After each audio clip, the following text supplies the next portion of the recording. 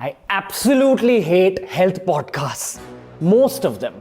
I've done more than 50 myself, learned so much about health, but in truth, in the modern day, especially on the Indian internet, you guys are getting confused because of all these health podcasts where information is dished out by people who aren't healthy to begin with. That was me at age 16. This is me through most of my 20s. Went through this whole journey, learned so much, eventually won a national award for content creation, won multiple YouTube play buttons.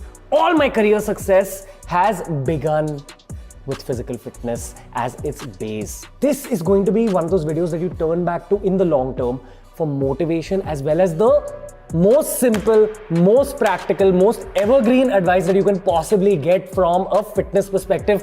This is the only diet, exercise and mindset advice video that you need.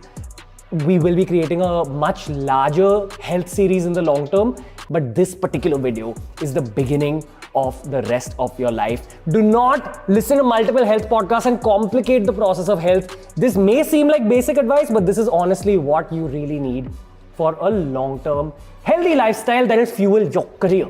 Let's begin. Now, firstly, stay hydrated. Water is important even for your anti-aging process. When you go to urinate, ideally it should be light yellow or white.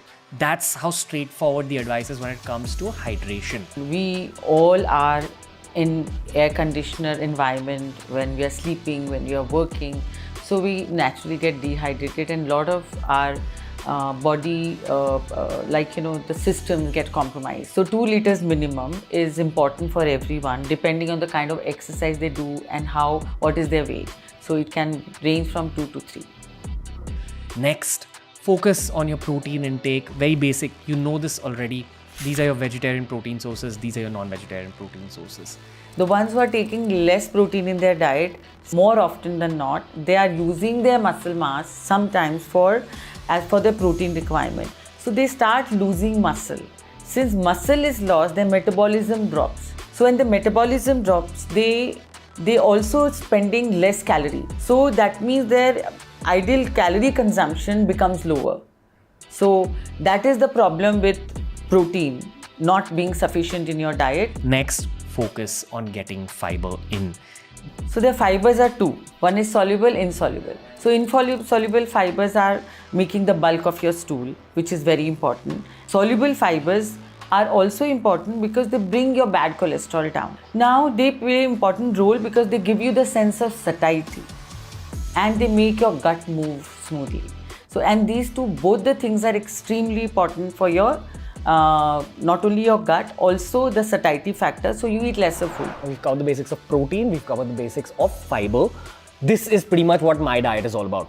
Lots of protein, lots of fiber. I personally try avoiding carbohydrates. That's not very practical because most of us have grown up eating a lot of grains, anaj, rice, wheat, etc. Keep in mind, when you go to a dietitian and you pay them to receive a diet plan, a good dietitian will first ask you to do a blood report.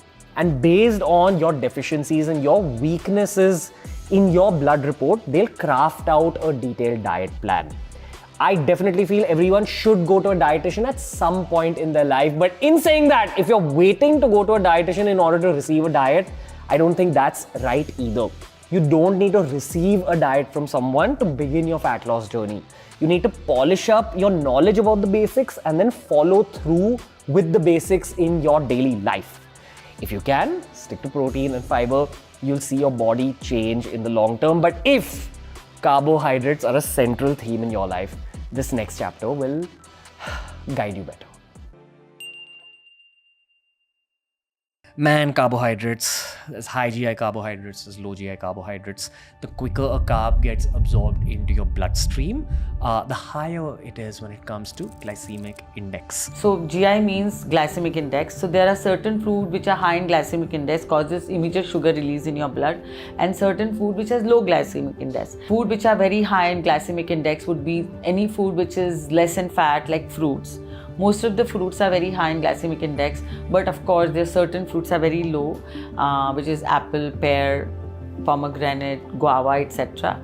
In vegetables, again we have potato, arbi, suran, jackfruit having higher glycemic index, and other vegetables are lower. But of course, desserts have very high glycemic index, then rice has high glycemic index. So we need to understand how to combine them with a meal so that your sugar response is low. Ideally, you don't want to have too many of the high GI carbs, so you want to keep sugar minimum, you want to keep maida or flour minimum, you want to eat more whole wheat, you want to eat more unpolished rice, you want to eat more millets, carbs that are slightly difficult for your body to absorb. Cheat meals. I love food. That's a practical aspect of staying fit in the long term, my friend. You gotta limit yourself when it comes to eating outside of ghar ka khana. The fat content is less in home food. The quality of fats used is better.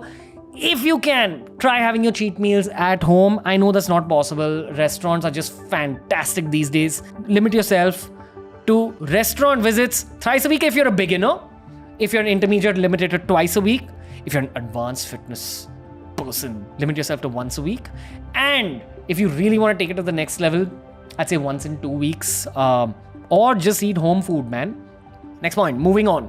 When it comes to dessert, I have a controversial opinion, and my personal advice, just as a friend, is that if you think you have a sweet tooth, the sweet tooth dies when you stay off of sugar for about 40 days. Covered this back in the day in 2015. The challenge was called BB40, where we said that 40 days of staying off anything sweet. So no fruit, no sugar, no good, no honey, nothing sweet on your tongue.